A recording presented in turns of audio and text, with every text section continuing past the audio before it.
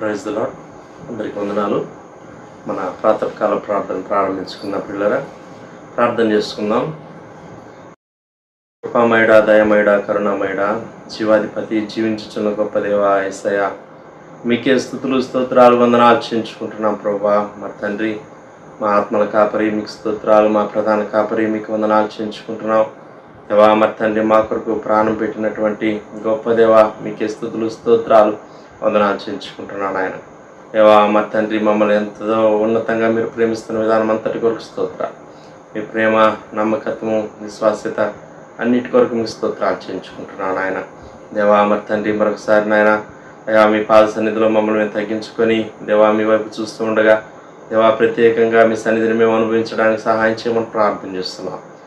మీ వాక్యం ద్వారా, మీ సేవకుల ద్వారా మీరు మాతో మాట్లాడమని ప్రార్థన చేస్తున్నాం దేవా. నాయన వారి గృహాల్లో చేరి ఏకీభవిస్తుండే ప్రత్యేకంగా నాయన మరి తండ్రి నాయన మీ సన్నిధి అనుభవించడానికి సహాయం చేయమని మీకే స్తుతులు స్తోత్రాలు వందనాలు చేయించుకుంటూ ముందున సమయం అంతటినీ కూడా ప్రభా మా కొరకు మీరే దీవించమని ఆశీర్వదించమని దేవా యేసుక్రీస్తు వారితో పరిశుద్ధమైన నామంలో స్తుతించి ప్రార్థన చేసి అడిగి వేడుకుంటున్నాం పరలోకపు తండ్రి.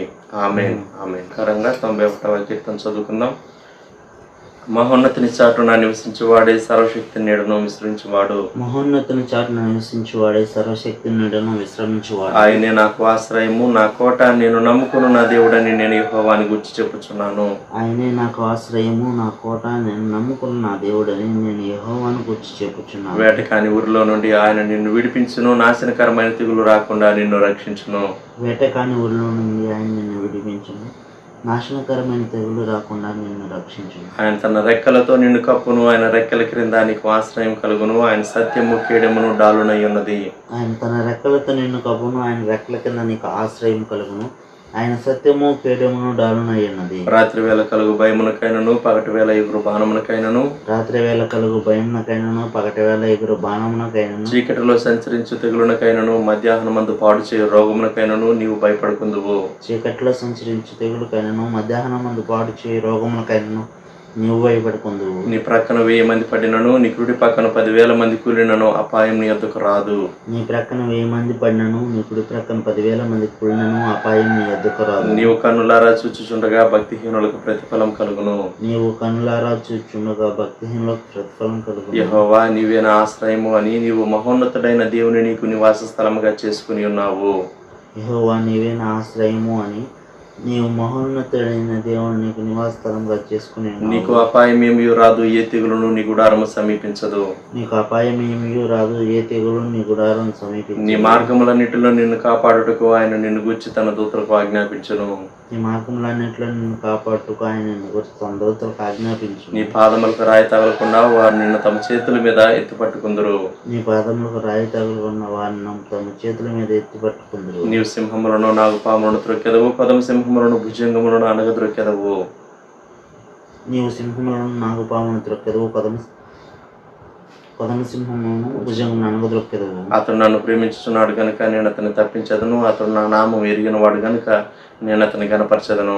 అతడు నన్ను ప్రేమించుచున్నాడు గనుక నేను అతను తప్పించదను, అతడు నా నామం ఎరిగిన వాడు గనుక నేను అతను గనపరచదను. అతడు నాకు మొరపెట్టగా నేను అతనికి ఉత్తరం ఇచ్చేదను, శ్రమలో నేను అతనికి తోడై ఉండేదను, అతను విడిపించి అతని గొప్ప చేసేదను. అతడు నాకు మొరపెట్టగా నేను అతనికి ఉత్తరం ఇచ్చేదను, శ్రమలో నేను అతనికి తోడై ఉండేదను, అతను విడిపించి అతను గొప్ప చేసేదను. దీర్ఘాయువు చేత అతన్ని తృప్తిపరచదను, నా రక్షణ అతనికి చూపించదను. దీర్ఘాయువు చేత అతను తృప్తిపరచదను, నా రక్షణ అతనికి చూపించదను. ఆమేన్. న్యాయాధిపతులు 6:16. నేను నీకు తోడయుందును గనుక ఒకే మనుష్యుని హతము చేసినట్లు మిద్యానీయులను నీవు హతము చేయదు అని సెలవిచ్చాను. ప్రార్థన. ప్రేమగల ప్రభువా, పవిత్రుడు అయిన తండ్రి, మీకు వందనములు, స్తుతులు, స్తోత్రములు.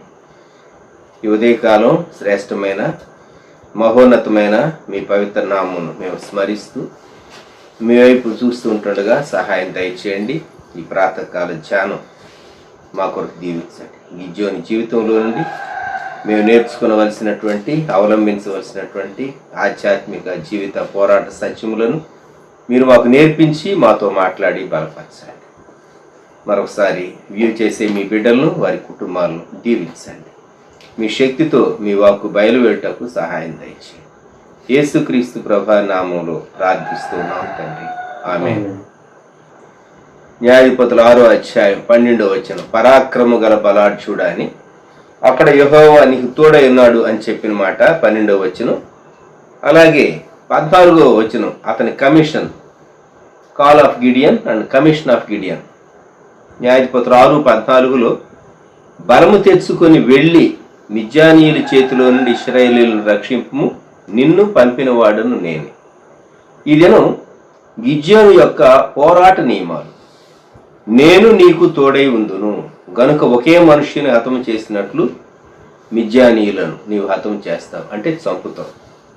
ఒక మనిషిని చంపటం ఈజీ, అనేక మందిని చంపటం అంటే అది సాధారణమైనటువంటి విషయం కాదు. ఈ ఉదయకాలం గిద్యోను జీవితంలో, తన సేవా జీవితంలో 6 పోరాట నియమాలు నేను మీతో పంచుకోవాలని నడిపింపబడుతున్నాను.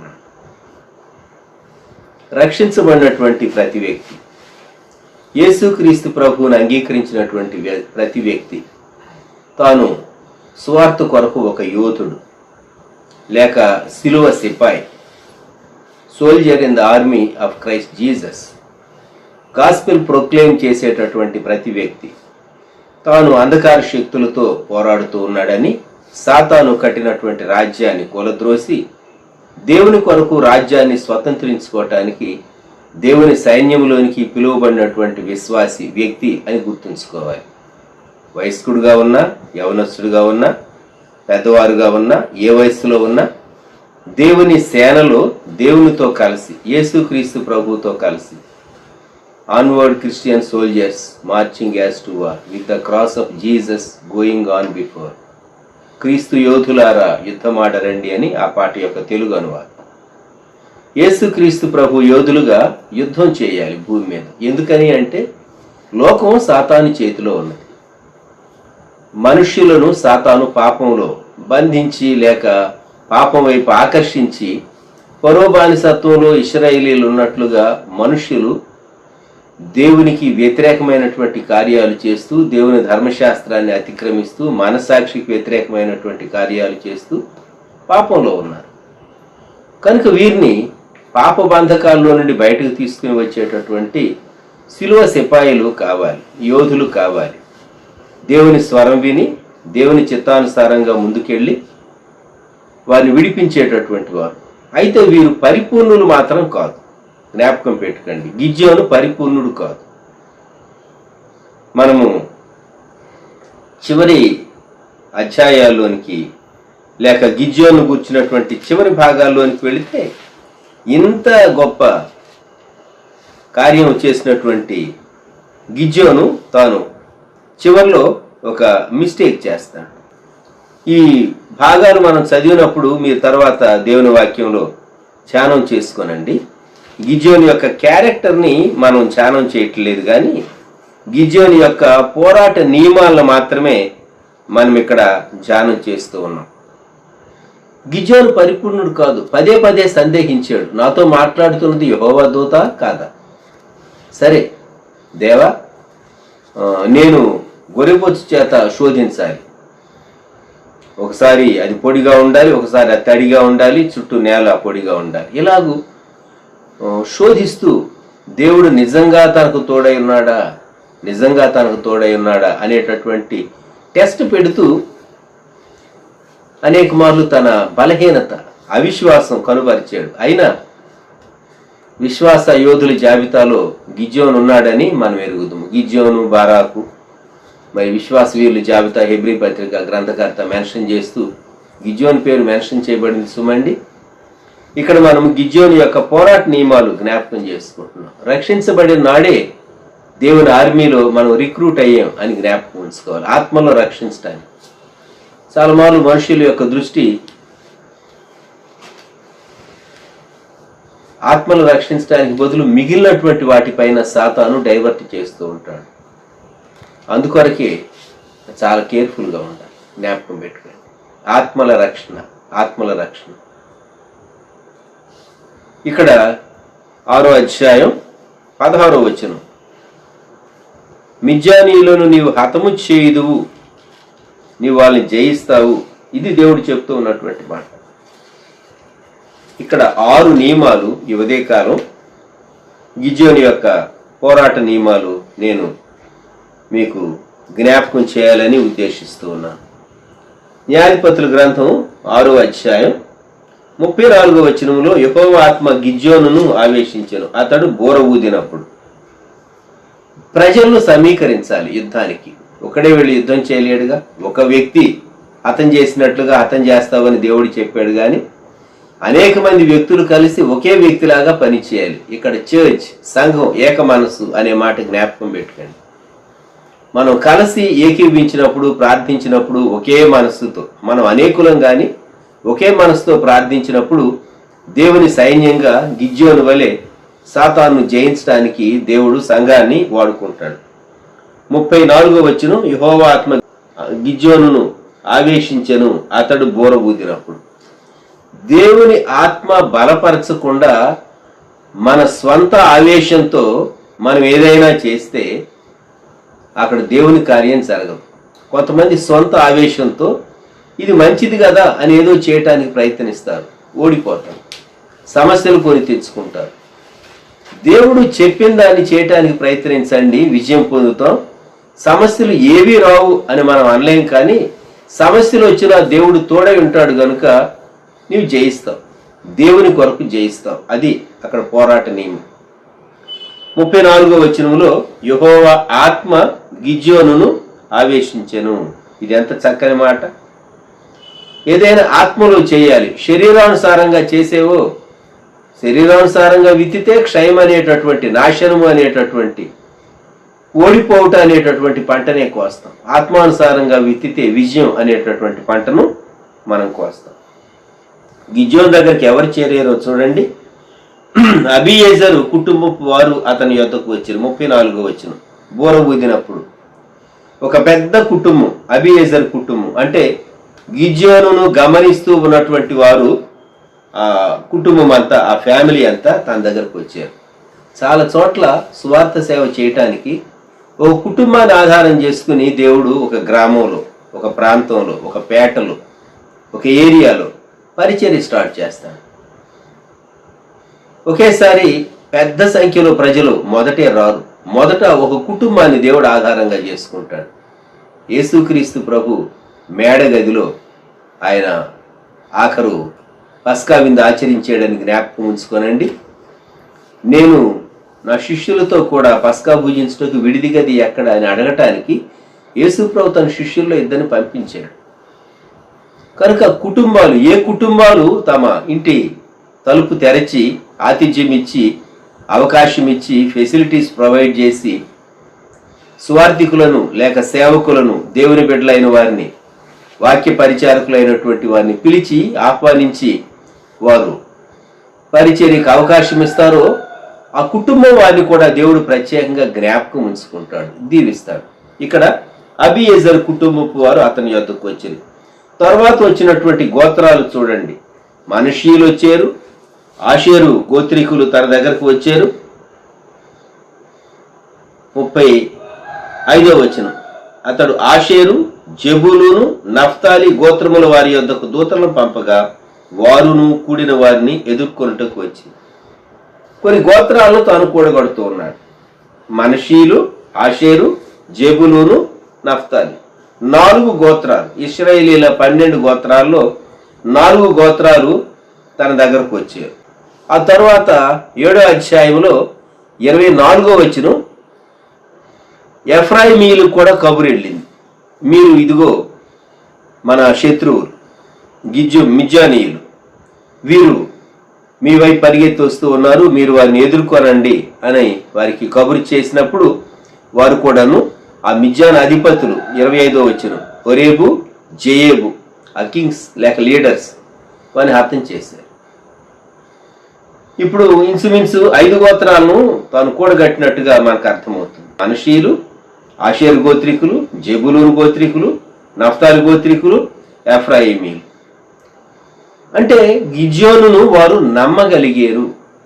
ఇక్కడ నియమం ఏంటంటే విశ్వసనీయత, క్రెడిబిలిటీ అంటారు ఇంగ్లీష్లో. విశ్వసనీయత. ఎప్పుడు నమ్ముతారు అంటే తనను పరిశీలించి చూచి ఇతన్ని నమ్మటానికి ఆధారం ఉన్నది అని వారు ఫీల్ అయినప్పుడు అప్పుడు నమ్ముతారు. జ్ఞాపకం ఉంచుకోనండి, లోకం కూడా ఒక వ్యక్తిని నమ్మాలంటే సునిశ్చితంగా పరిశీలన చేస్తారు. ఏ ఉద్దేశంతో ఈ వ్యక్తి పనిచేస్తున్నాడు అనేది వారు కూడా అసెస్ చేస్తారు. అయితే వారి కొలమానం లేకుంటే వారి మెజర్మెంట్ స్టాండర్డ్ వేరుగా ఉంటుంది, కానీ వారు తమకున్నటువంటి అనుభవం జ్ఞానాన్ని బట్టి వారు మెజర్ చేస్తారు. నమ్మిన తర్వాతే వారు యుద్ధానికి వస్తారు. ఎవరు యుద్ధానికి వచ్చి తమ ప్రాణాలు పోగొట్టుకుంటారండి? ఎవరు కష్టాలు పడతారు? అంత తేలిగ్గా ఎవరైనా కష్టాలను ఎందుకు ఆహ్వానించాలి? సేవలో చాలా కష్టాలు ఉన్నాయి, చాలా కష్టాలు ఉంటాయి. యేసు ప్రభు సేవ చేయటం అంటే సామాన్యం కాదు. మధుర మధుర మధుర సేవ, యేసు ప్రభుని సేవ అని దైవజనులు మరి ఏబి మాసిలామణి గారు రాసిన పాట మీరు విని ఉంటారు. ఒక ప్రక్క ప్రజల కొరకు ప్రభుని సన్నిధానంలో, అలాగే ప్రభు పేరట ప్రజల ఎదుట ప్రార్థించుట, బోధించుట, విజ్ఞాపన చేయటం, ఈ పరిచర్య చాలా భారభరితమైనటువంటి పరిచర్య. సువార్త సేవ అంత సులువు కాదు. సువార్త సేవ మనుషులకు కనిపించేటంత సులువు కాదు.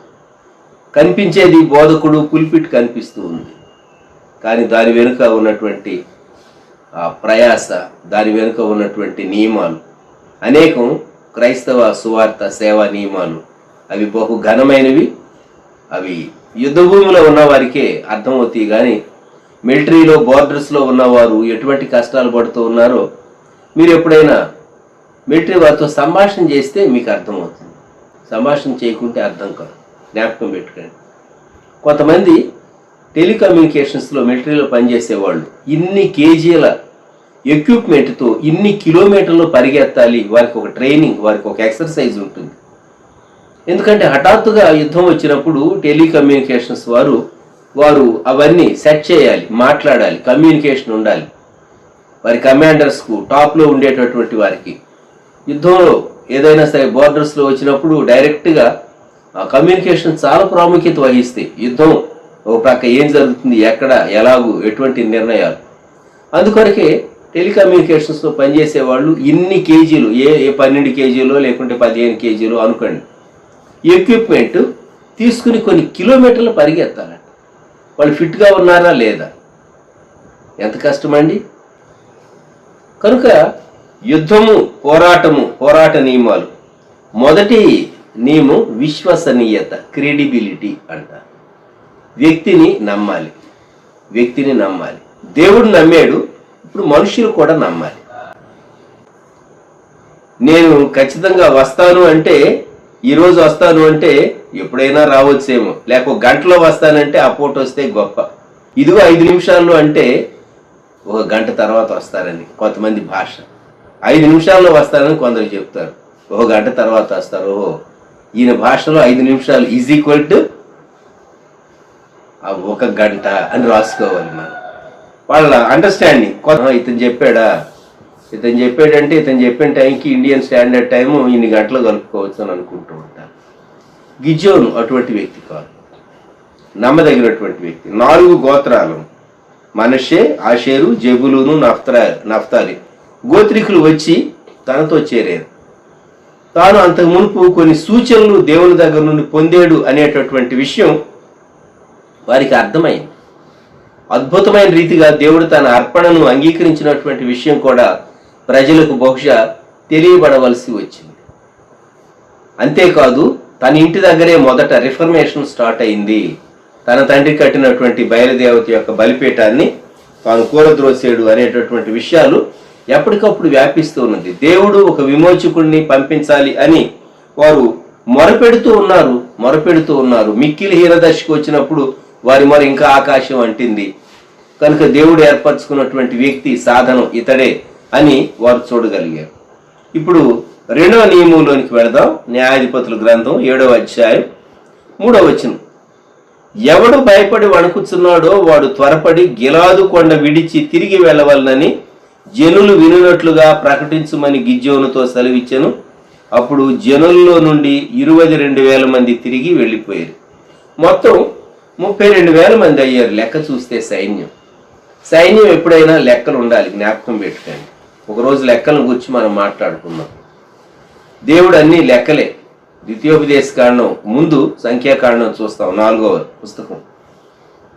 4వ పుస్తకం, దాని పేరే నంబర్స్, సంఖ్యాకాండం, అన్ని లెక్కలే. కనుక దేవుడు ఇదిగో ఈ ప్రత్యక్ష గుడారానికి ముందు, వెనక, ఉత్తర వైపు, దక్షిణ వైపు, తూర్పు, పడమర, ఇలా ఫలాని గోత్రికులు ఉండాలి. చాలా స్పెసిఫిక్గా చెప్పాడు. బైబిల్లో చాలా లెక్కలు కనబడతాయి మనం. ఇక్కడ 32,000 మంది వచ్చారు. 32,000 మంది వస్తే దేవుడు ఒక ప్రకటన ఇమ్మన్నాడు. ఏమని ఇమ్మన్నాడంటే, ఇంతమంది వద్దు, భయం ఎవరికైతే ఉన్నదో వాళ్ళని వెళ్ళిపోమని దేవుడు అనౌన్స్ చేయమన్నాడు. ఎప్పుడైతే గిద్యోను, మీలో యుద్ధం అంటే భయం ఉన్న వాళ్ళు వెళ్ళిపోవచ్చు అంటే బ్రతుకు జీవుడా అని వెళ్ళిపోయి ఉంటారు. 22,000 మంది వెళ్ళిపోయారట. 22,000 మంది. భయపడే వాళ్ళు యుద్ధం చేయగలరా? ప్రాణాలకు తెగించి యుద్ధ భూమిలో నిలవబడినటువంటి వారు, వారి ద్వారా విజయం వస్తుందా? ఎవరో యుద్ధం చేస్తారులే, ఆ వెనక మనం కూడా ఉందాం, ఏదో చేసినట్టుగా నటిద్దాం అని యాక్షన్ చేస్తే సరిపోతుంది చేసినట్టుగా అని అనుకుంటే యుద్ధంలో విజయం రాదు సుమండి. యుద్ధంలో విజయం రాదు.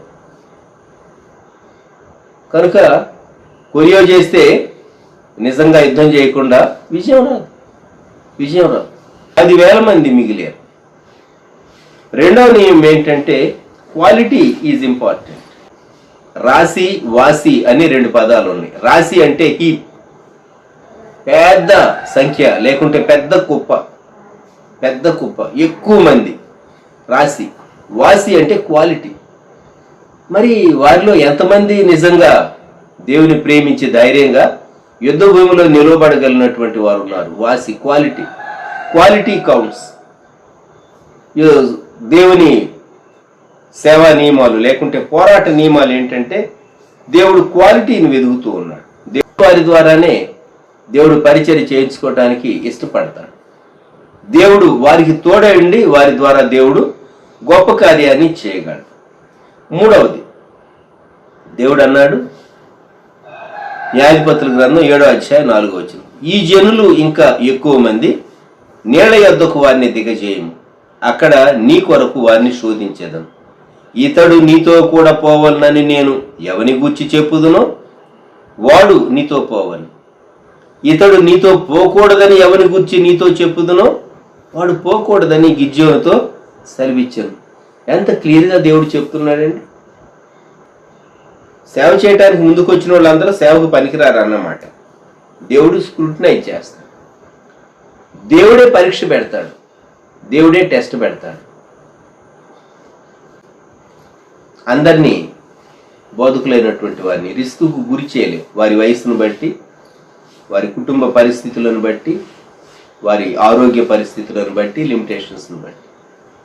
కొంతమంది మాత్రం ఎక్కడికైనా ఎస్ వీఆర్ రెడీ, ఎందుకంటే వారు ప్రతి పరిస్థితికి సిద్ధపడ్డారు.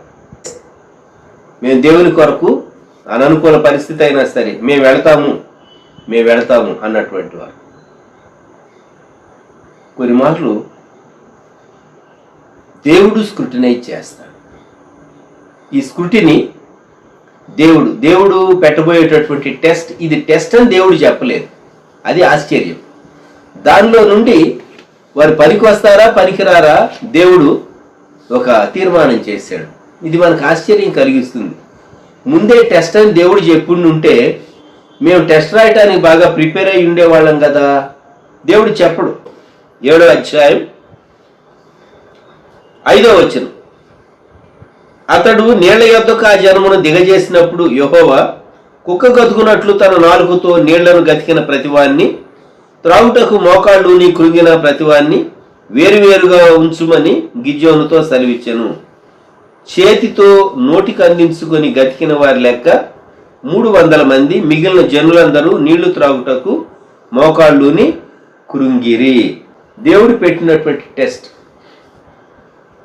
వారు యుద్ధానికి వెళ్ళటానికి ముందు నీళ్లు తాగటం మంచిది, అవసరం. వారి ముందు నీరు ఉన్నది. అయితే నీరు తాగే పద్ధతి ఉన్నదే, దానిని బట్టి దేవుడు నిర్ణయం చేశాడు. మనం నీళ్లు తాగే పద్ధతి, మనం భోజనం చేసే పద్ధతి కూడా దేవుడు చూస్తాడు. మనం భోజనం చేసే పద్ధతి కూడా దేవుడు చూస్తాడు. భోజనం దగ్గర కూర్చున్నాం అనుకోండి, విస్తారంగా తింటూ ఉన్నాం, వడ్డించే వాళ్ళు ఇంకా కొంచెం వేసుకోండి, ఇంకా కొంచెం వేసుకోండి అని అంటూ ఉంటే కొన్నిసార్లు బోధకులు విస్తారంగా తింటూ ఉంటారు. దేవుడు తినమని మీకు పర్మిషన్ ఇస్తే నేనేమన్నా, కానీ మీరు తినేదాన్ని బట్టి కూడా అవతల వారు ప్రేమతోనే వడ్డించినా అంచనా వేసుకుంటారు. మీరు తిండిపోతో కాదు. తిండిపోతులైనటువంటి వారు గొప్ప బోధకులుగా ఉన్నటువంటి వృత్తాంతాలు తక్కువగా కనపడతాయి. తన ఆకలిని, తన కోరికను అదుపులో ఉంచుకున్నటువంటి వాడు, తిండి విషయంలో సహా. అటువంటి వ్యక్తే దేవుని కొరకైనటువంటి మంచి సాధనంగా ఉండగలడు. 200 మంది చేతితో నీళ్లు తీసుకుని తాగారు. కొంతమంది చేతితో కూడా నీళ్లు తీసుకుని త్రాగటం, చేయితో అందించుకుని తాగటం, మళ్ళా చేయి కిందకి తీసుకుని వెళ్ళి మళ్ళా నీళ్లు పట్టుకోవటం, దోశలతో నీళ్లు తీసుకుని మళ్ళా తాగటం, ఇది కాదు అని అనుకుని వాళ్ళు మోకాళ్ళుని కృంగి నీళ్లు గదగటం ప్రారంభించారట. కాబట్టి ఇక్కడ 2 మెథడ్స్ ఉన్నాయి, గమనించండి. 2 పద్ధతులు దేవుడు వేరు చేశాడు, గమనించండి. 7వ వచనం మరొకసారి చదవండి. న్యాయాధిపతులు 7:7 చదవండి. కాబట్టి దేవుడు అంటూ ఉన్నాడు, 300 మంది ఎవరైతే చేతికి అందించుకుని తాగారో వాళ్ళ ద్వారా రక్షిస్తానంటూ ఉన్నాడు. మనకు చాలా ఆశ్చర్యం కలుగుతుంది. ఇంతమంది వచ్చారు కదా, ఆసక్తితో వచ్చారు కదా, వాళ్ళు ఎందుకు నిరుత్సాహపరచాలి? వాళ్ళు పనికిరారు.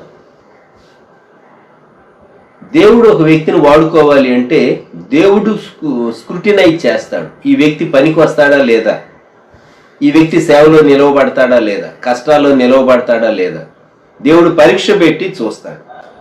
సో 3వ నియమం ఏంటంటే స్క్రూటినీ.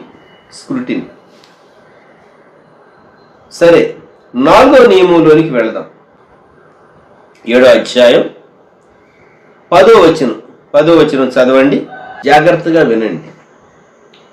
ఇంత గొప్ప లీడర్షిప్ తీసుకుని గిడియోన్ నడిపిస్తూ ఉన్నా ఇంకా తన మనసులో కొంచెం భయం ఉన్నది. ఎందుకంటే అంతకుముందు తాను యుద్ధాలు చేయలేదు, ఆర్మీని నడిపించలేదు. అంతేకాదు మిద్యానీయుల దండు ఎంత విస్తారంగా ఉన్నది అంటే 12వ వచనం, మిద్యానీయులు అమాలేకీయులు తూర్పువారు లెక్కకు మిడతల వలె ఆ మైదానములో పరుండి వారి ఒంటెలు సముద్ర తీరమందున్న ఇసుక రేణువుల వలె లెక్కలేనివై ఉండెను.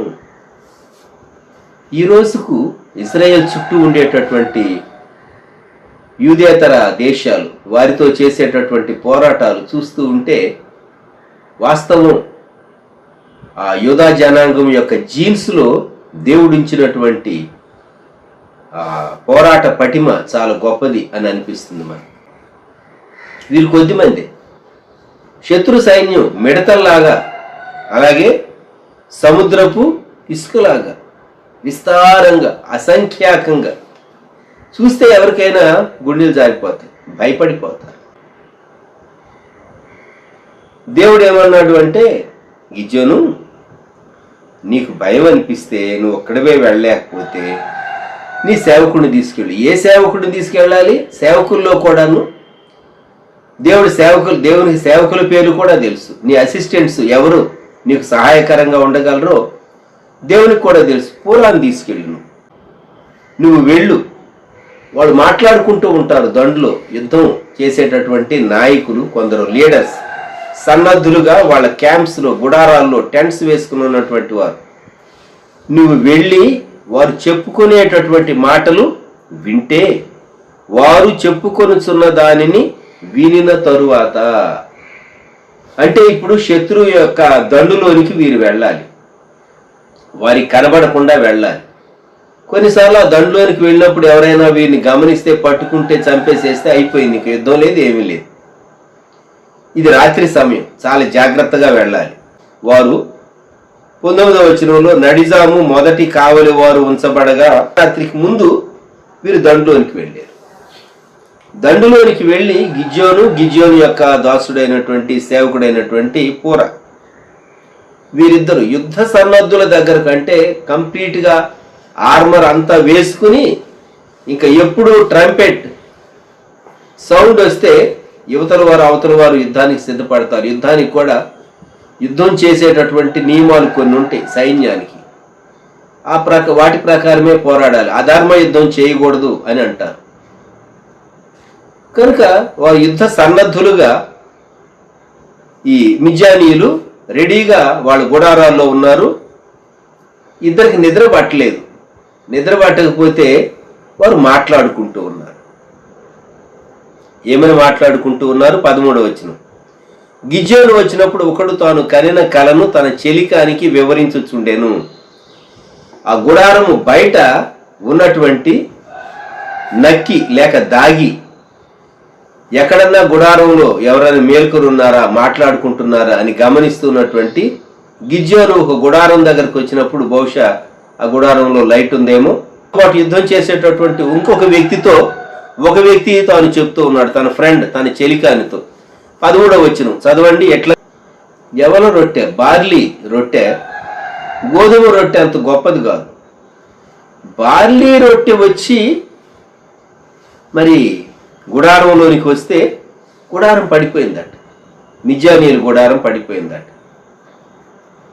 ఆ కలగన్నా వాడే తన స్నేహితునితో ఈ మాట చెప్పినప్పుడు ఆ స్నేహితుడు దానికి అర్థం చెప్తూ ఉన్నాడు. అది ఇశ్రాయేలీయుడైన యోవాషు కుమారుడగు గిద్యోను ఖడ్గమే గాని మరేమీ కాదు. గిద్యోను పేరే కాదు, గిద్యోను తండ్రి పేరు, గిద్యోను చేస్తున్నటువంటి చేయబోయేటటువంటి పరాక్రమ కార్యాలు ఒక అన్యునికి అర్థమైపోయినాయి. ఇది ఎలాగూ సాధ్యం? కలగన్నవాడు కల చెప్తూ ఉంటే తన ప్రక్కనే ఉన్నటువంటి స్నేహితుడు, వీళ్ళిద్దరూ నేను అనుకుంటాను దైవభయం కలిగినటువంటి వారు అనుకుంటాను. బహుశా వీరిద్దరు తమ ప్రాణాలను కాపాడుకున్నారేమో, మన గిద్యోను సైన్యం చేతిలో నుండి తప్పించుకుని వారు పారిపోయి ఉంటారు ముందుగానే. ఎందుకంటే ఈ యుద్ధంలో ఎవరు విజయం పొందబోతున్నారో వాళ్ళకి చాలా చాలా బాగా అర్థమైంది. అంతో ఎంతో దైవభయం కలిగినటువంటి వారు అయి ఉంటేనే వారు జరగబోయేది ప్రవచనాత్మకంగా దేవుడు వారి నోట చెప్పించాడు. తర్వాత వచనం 15వ వచనం చదవండి. కల వచ్చింది, దాని అర్థము, దాని పూర్తి అర్థం. మామూలుగా పద్యానికి టీకా తాత్పర్యం అని ఉంటాయి. స్టూడెంట్స్ 10th వరకు చదివేటటువంటి వాళ్ళు ఈ పద్యములకు ప్రతిపదార్థం రాసి తాత్పర్యం వివరించమని ఇచ్చారనుకోండి క్వశ్చన్ తెలుగు పేపర్లో. ఆ పద్యంలో ఉన్న ప్రతి మాటకు అర్థాన్ని రాస్తారు. ఓవరాల్గా పద్యం ఏం చెప్తుందో వారు చక్కగా దాని తాత్పర్యాన్ని రాస్తారు. వెర్బల్ లాంగ్వేజ్లో కంప్లీట్గా సెంటెన్సెస్ రాస్తారు. అలాగే వచ్చినటువంటి కళ ఒక వ్యక్తి తన స్నేహితునితో చెప్తే స్నేహితుడేమో దాని అర్థం చెప్తూ ఉన్నాడు. వీళ్ళు చాలా గమ్మత్తైన వ్యక్తులుగా కనబడుతూ ఉన్నారు. ఇప్పుడు గిద్యోనుకు ధైర్యం వచ్చింది. ఏమంటున్నాడు? లెండి, యెహోవా మిద్యానీయుల దండును మీ చేతికి అప్పగించుచు ఉన్నాడు. ఏం చేశాడో చదవండి. 16వ వచనం. ఇక్కడ 300 మందికి యుద్ధాయుధాలు ఇచ్చి పంపించాలి. ఏమిచ్చాడు? కుండ, బోర, దివిటి. కుండ, బోర, దివిటి. ఎవరైనా చూస్తే నవ్వుతారు. ఇవి యుద్ధాయుధాలా? వీటితో ఎవరైనా చంపగలరా? దేవుడే గిద్యోనును తన ఆత్మ ద్వారా నడిపిస్తూ ఉన్నాడు. గుర్తుంచుకోనండి, దేవుడే తన ఆత్మ ద్వారా దేవుడు తనకిచ్చిన ఆదేశం చొప్పున లేక ఇన్స్ట్రక్షన్ చొప్పున వీరిని 3 గుంపులుగా చేసి 100 మందిని ఒక్కొక్క గుంపుగా చేసి ఇప్పుడు మనము 4వ పోరాట నియమంలోనికి వెళుతూ ఉన్నాం. దేవుడు గిద్యోనుకు చెప్పాడు. గిద్యోను తనతో ఉన్నటువంటి వారికి క్లియర్ ఇన్స్ట్రక్షన్స్ ఇచ్చాడు. దేవుడు కన్ఫర్మ్ చేశాడు. ఏమని? నేను మీకు ఈ దండును అప్పగిస్తూ ఉన్నాను అని కన్ఫర్మ్ చేశాడు. 16వ వచనం చివరి భాగము. నన్ను చూచి నేను చేయనట్లు చేయడి. 17వ వచనం చదవండి. నేనేం చేస్తానో చూస్తూ ఉండండి. దేవుడు తను నడిపించే రీతిగా చేయటానికి దేవుడు దానికి ఇచ్చినటువంటి ప్లాన్ అది అమలు చేయబోతూ ఉన్నాడు. గిద్యోనుకేమో ప్లాన్ ఇచ్చాడు దేవుడు. విజయం ఎలాగ రాబోతూ ఉన్నదో అవతల వ్యక్తికి దేవుడు చూపించాడు. కాబట్టి పోరాటంలో కొన్ని మార్లు అన్యూజువల్ డ్రీమ్స్, వాటి ఇంటర్ప్రిటేషన్స్ మనకు అర్థమైపోద్ది. పోరాటంలో మనం గెలవబోతున్నామో ఓడిపోతున్నామో అవతల వారికి కూడా దైవభయం కలిగిన వారికి కొందరికి అర్థమైపోయింది. సైన్యంలో ఇద్దరికి అర్థమైపోయింది. ఇశ్రాయేలీల దేవుడు శక్తి కలిగినటువంటి దేవుడు, వీరి మీద మనం ఇంతమంది ఉన్నా మనం విజయం పొందలేము అని శత్రువుకు అర్థమైపోయింది. ఆశ్చర్యం కదా.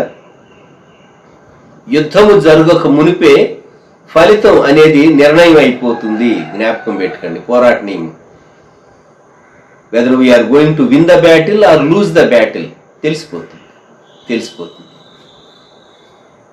గిద్యోనుకు అర్థమైపోయింది. గిద్యోనుకి ఇప్పుడు ధైర్యం వచ్చింది. మొదటి నుండి అన్ని శోధిస్తానే వచ్చాడు, దేవుణ్ణి భయపడుతూనే వచ్చాడు. గిద్యోను ఎంత పిరికివాడైనా సరే, నేను నీకు తోడై ఉంటా. దేవుడు ఆ పరిస్థితుల్లో, ఆ కాలంలో, ఆ తరంలో తనకు అందుబాటులో ఉన్నటువంటి బలహీనుడైనటువంటి గిద్యోనునే దేవుడు బలపరచాల్సి వచ్చింది. గుర్తుంచుకుందాం మనం.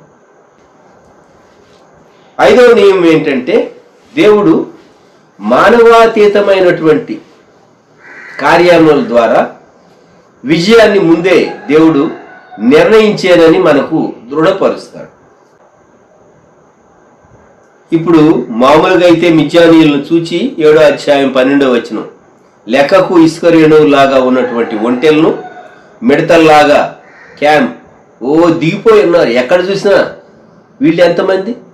32,000 మందిలోనేమో 22,000 మందిని భయపడి వెళ్ళేటటువంటి వాళ్ళని వెళ్ళమని అనౌన్స్మెంట్ చేయమని దేవుడే చెప్తే 22,000 మంది వెళ్ళిపోయారు. 10,000 మందిలో కూడా వీళ్ళు ఎక్కువ అన్నారు దేవుడు. 7వ అధ్యాయం 4వ వచనం, ఈ జనులు ఇంకా ఎక్కువ మంది. అందుకని దేవుడే ఒక టెస్ట్ పెట్టించాడు. చివరికి మిగిలింది 300 మంది. అంత పెద్ద గొప్ప సైన్యం మీద తాను యుద్ధము చేయగలడా? అసలు యుద్ధం ఎలా చేయాలి? దేవుడే తనకిచ్చినటువంటి గొప్ప ఆలోచన. దాని ప్రకారం నేను చేసినట్టు చేయమన్నాడు. 19వ వచనం చదవండి. ఇప్పుడు 6వ పోరాట నియమం ఏంటంటే, కొండ పగలాలి. కొండ లోపల ఏమున్నదంటే దివిటి ఉన్నది. ఎప్పుడు కుండను పగలగొట్టాలి అంటే బూర ఊదబడినప్పుడు. 20వ వచనం, అట్లా 3 గుంపుల వారు బూరలను ఊదుచు ఆ కుండలను పగలగొట్టి ఎడమ చేతుల్లో దివిటీలను, కుడి చేతుల్లో ఊదుటకు బూరలను పట్టుకొని యెహోవా ఖడ్గము, గిద్యోను ఖడ్గము అని కేకలు వేసింది. ఓ ప్రక్క కుండ, ఇంకో ప్రక్క బూర. కుడి చేతిలో బూర, ఎడమ చేతిలో దివిటి. ఆ దివిటి కుండలో ఉన్నది. So the pot must be broken. ఇది 6వ నియమం. Pot must be broken. ఎవరు యుద్ధంలో విజయం చూడగలరు? సువార్త వెలుగు ఎప్పుడు ప్రకాశిస్తుంది? బంధింపబడినటువంటి మానవుని ఆత్మ పాపం నుంచి ఎప్పుడు విడుదల పొందుతుంది? దేవుడు జరిగించేటటువంటి పోరాటంలో ఆత్మీయ స్వాతంత్ర్యం ఎప్పుడు వస్తుంది? యుద్ధం చేసేటటువంటి వారు విరిగిపోవాలి. భారతదేశ స్వాతంత్ర్య సంగ్రామంలో ఎందరో తమ ప్రాణాలను అర్పించారు, తమ ఆస్తులు కోల్పోయారు. ఆస్తులు మరి దేశ స్వాతంత్ర్యం కొరకు నగల సహా ఇచ్చివేసినటువంటి అనేక మందిని గూర్చి మనం చదువుతూ ఉంటాం. ఉద్యోగాలు వదిలిపెట్టినటువంటి వారు, మంచిగా సంపాదించేటటువంటి ఎర్నింగ్స్, వాటన్నిటినీ విడిచిపెట్టి భారతదేశ స్వాతంత్ర్యం కొరకు వారు తమ జీవితాలను పణంగా పెట్టి వారు పోరాడినటువంటి వారి పోరాటాన్ని బట్టి భారతదేశానికి స్వాతంత్రం వచ్చిందని మనం గర్వంగా మన నాయకులను గురించి చెప్పుకుంటాం. పుస్తకాల్లో వారిని కీర్తిస్తూ వారి జీవిత చరిత్రలు విద్యార్థులు చదువుతూ ఉంటారు, నేర్చుకుంటూ ఉంటారు. గాంధీ గారిని అయితే సగౌరవంగా నోట్లపైన వారి యొక్క రూపం ప్రింట్ చేయబడుతుంది కదా. ఎందుకంటే ఎప్పటికీ ఈ గొప్ప నాయకుడిని జ్ఞాపకం ఉంచుకోవాలి అని. మరి ఆధ్యాత్మిక బానిసత్వం నుంచి మనల్ని విడిపించినటువంటి రక్షకుడు, మన ప్రభు, విమోచకుడు, సర్వ సైన్యాధిపతి ప్రభు అయినటువంటి యేసుక్రీస్తు. Is the supreme, is the leader of the army. ఆయన క్రింద గిద్యోను under captain of the army యేసు ప్రభువే. ఆయన క్రింద పనిచేసేటటువంటి సబార్డినేట్.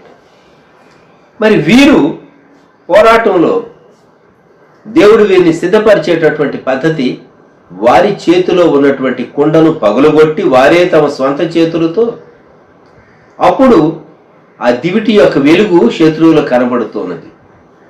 3 బ్యాచెస్గా వీరు విడిపోయారు. వీళ్ళు ఎత్తైన స్థలంలో ఉన్నారు. శత్రువులేమో వారు క్రింద స్థలంలో ఉన్నారు వారు. అందుకే వీరు కొండ చివరి భాగానికి వెళ్ళిపోయారు. కొండ చివరి భాగానికి దండుపాళెము కొట్ట కొరకు పోయి బోరలు ఊదేరు. విజయం రాకమునిపే, జయము రాకమునిపే జయమని ప్రకటించారు. బోర, సౌండ్ ఆఫ్ ట్రంపెట్, యుద్ధధ్వని, జయధ్వని. మరలా జ్ఞాపకం పెట్టుకుందాం. యుద్ధధ్వని, జయధ్వని, ట్రంపెట్. అది సువార్త సునాదం. యేసుక్రీస్తు ప్రభు జయించి ఉన్నాడు, సాతాను బారి నుండి విడిపించి ఉన్నాడు, వ్యక్తిని రక్షించి ఉన్నాడు. తర్వాత కుండ పగిలింది. కుండ పగలకపోతే లోపల ఉన్నటువంటి దివిటి వెలుగు కనబడదు. The pot must be broken. Brokenness అనేది, విరిగిపోవుట అనేది చాలా గొప్ప అంశం. నా మటుకు నేను ఎవరైనా బోధకులు మాట్లాడుతూ ఉంటే ఎందుకో నా మనసు అలాగనే కల్టివేట్ చేసుకున్నా. ఇతడు విరిగినటువంటి సేవకుడా, విరగనటువంటి సేవకుడా అని ఆ బోధించేటటువంటి సేవకుని టీవీ స్క్రీన్ మీద చూచినా లేక మామూలుగా వింటూ ఉన్నా, ఇతను ఎంత మటుకు విరిగాడు అని ఆత్మలో నేను గ్రహించడానికి ప్రయత్నం చేస్తాను. కొన్ని మార్లు వారు తమ అనుభవాలను చెప్తారు. అనుభవాలు చెప్తూ ఉంటే కొందరు ఏమైనా అపార్థం చేసుకుంటారంటే వారు ఏదో అతిశయంగా చెప్పుకుంటున్నారు, గొప్పదనం కోసం చెప్పుకుంటున్నారని. వారు గొప్పదనం కొరకు చెప్పారా, ఇతరుల క్షేమం కొరకు చెప్పారా, వారి నడిపింపుని బట్టి ఉంటుంది. గొప్పదనం కొరకు చెప్తే అక్కడ దేవుని ఆత్మ పనిచేయదు. వినేటటువంటి వారి క్షేమం కొరకు చెప్తే దేవుని ఆత్మ కార్యం చేస్తాడు. మనకు తెలిసిన దాన్ని బట్టి మనం జడ్జి చేస్తాం, కానీ దేవుని జడ్జిమెంట్స్ ఎప్పుడు వేరుగా ఉంటాయి. మానవుని ఆలోచనలు వేరు, దేవుని ఆలోచనలు వేరు. Is they really brokenness in a person? ఒక వ్యక్తి నిజంగా విరిగిపోయినటువంటి వ్యక్తేనా? కొన్ని మార్లు దేవుడు ఈ వ్యక్తిని విరగొట్టాడు అని లోకం అంతటికీ కనబడేటట్లు చాలా గొప్ప శ్రమ రాణిస్తాడు. నేను మీకు ఈ వర్తమానం చెప్తూ అంకితో చాలా మార్లు నేను ముక్కు పిండుకుంటూ ఉన్నాను. దేవుడు నా శరీరంలో ఉంచినటువంటి ముల్లి, దిస్ ఈజ్ మై బ్రోకెన్నెస్. చూచేటటువంటి వారికి అభ్యంతరకరంగా ఉండవచ్చు, కానీ అనేక సంవత్సరాలు నేను చాలా ఆరోగ్యవంతునిగా వచ్చాను ఈ టౌన్కు. 74లో నేను వచ్చినప్పుడు. కానీ వచ్చిన కొన్ని సంవత్సరాల తర్వాత నాకు ఎలర్జీ స్టార్ట్ అయింది నా దేహంలో. కాబట్టి నేను ఈ పరిస్థితి నేను చాలా సంవత్సరాలుగా, అయితే ఒకప్పుడు కంటే నేను చాలా హెల్దీగా ఉన్నాను. లేకుంటే చాలా ఎర్లీగా లేచి సిద్ధపడి మీ మధ్య వాక్యం చెప్పడానికి దేవుడు ఈ కృప అనుగ్రహించకపోతే ఇలా చేయలేను నేను. బ్రోకెన్నెస్ అనేది జీవితంలో నుండి వస్తుంది.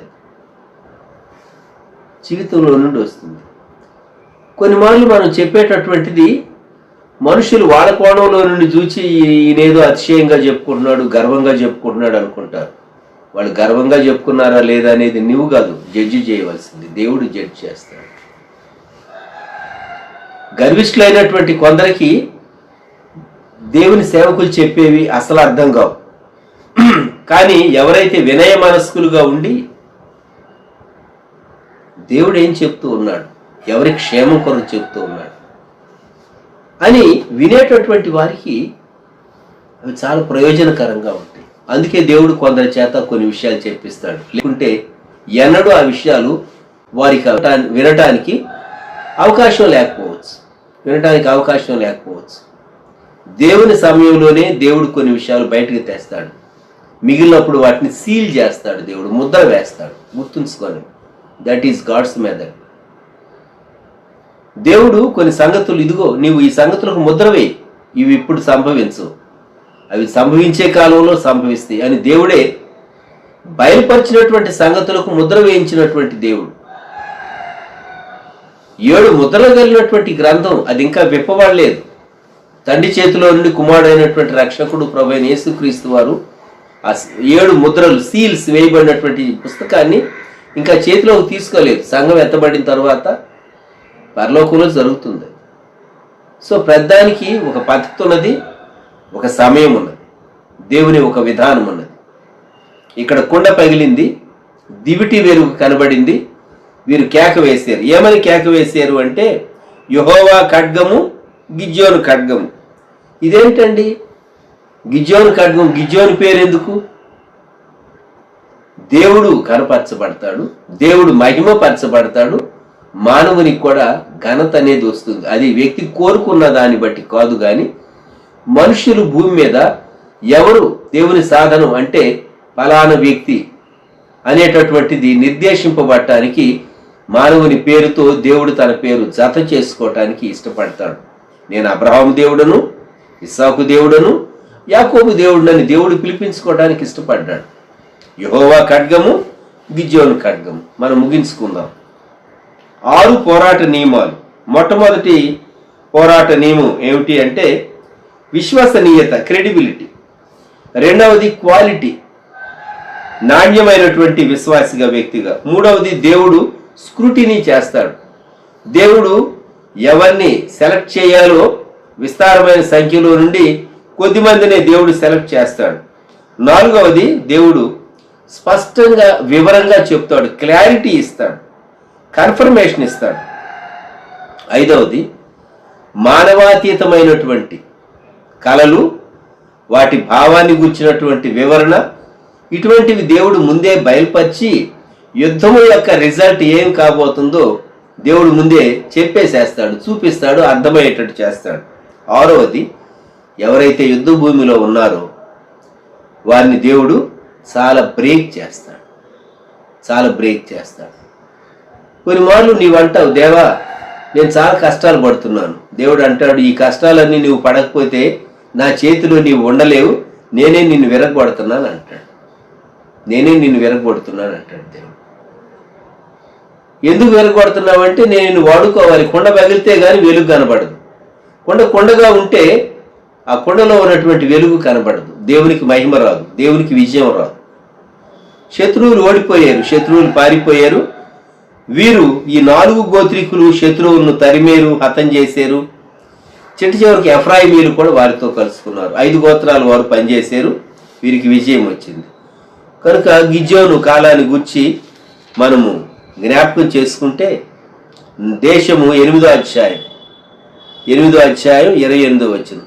గిద్యోను దినముల్లో దేశము 40 సంవత్సరములు నిమ్మళముగా ఉండెను. గిద్యోను చేసినటువంటి ఒకే ఒక పొరపాటు 8వ అధ్యాయం 26వ వచనంలో ఏఫోదు ఉన్నది. ఒఫ్రాలో దాన్ని ఉంచాడు, దాన్ని వారు పూజించడం మొదలుపెట్టారు. అది ఉరిగా ఉన్నది. అది గిద్యోను చివరి దశలో జరిగినటువంటి పొరపాటు. గిద్యోను కూడా బలహీనత కలిగిన వాడు అని దేవుడు అర్థం అవటం కొరకు వ్రాసి పెట్టాడు. అయితే గిద్యోను న్యాయాధిపతిగా 40 సంవత్సరాలు ఇశ్రాయేలీలను చక్కగా నడిపించినటువంటి నాయకుడిగా ఉన్నాడు. గిద్యోను జీవితంలో నుండి మనం 1 తన పిలుపును గురించి చూసాం. 2 తనకు దేవుడు తోడయుండి నీవు ఈ కార్యాన్ని చేయాలి అని పదే దేవుడు తన commission, the call of Gideon, the commission of Gideon, and finally the warfare through Gideon. పోరాటం. 6 పోరాట నియమాలు మనం జ్ఞాపకం చేసుకున్నాం. నీ జీవితాన్ని పరిశీలన చేసుకో. నీ జీవితాన్ని పరిశీలన చేసుకుని నీవు దేవుని కొరకు ఎంత చక్కగా పోరాట నియమాలను నీవు పాటించగలవో దేవుడు నిన్నంత బలంగా వాడుకుని యేసుక్రీస్తు ప్రభు యొక్క శిలువ సిపాయిగా, యోధునిగా, సైనికునిగా ఆత్మల రక్షణ కొరకు దేవుడు నిన్ను వాడుకుంటాడు. ప్రార్థన చేసుకుందాం, తలలు వంచుదాం.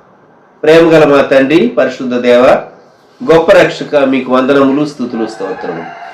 ఈ ఉదయకాలం మీ సన్నిధానంలో చేరి మేము గిజోని యొక్క పోరాట నియమాలు జ్ఞాపకం చేసుకునే కృప మీరు మాకు ఇచ్చారు.